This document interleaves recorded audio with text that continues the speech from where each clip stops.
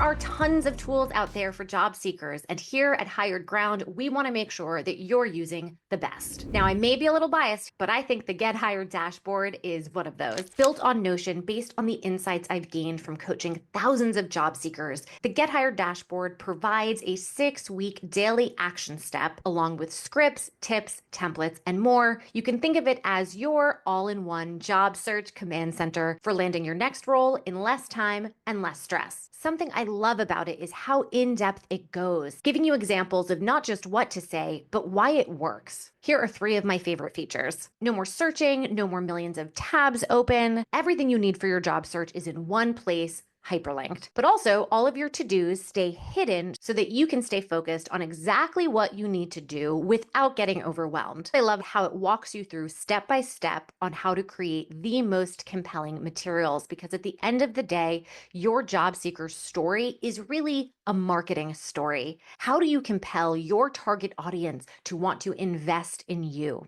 All of the guidance is in here. And finally, scripts that you need for awkward things like networking, but broken down in different scenarios with different examples.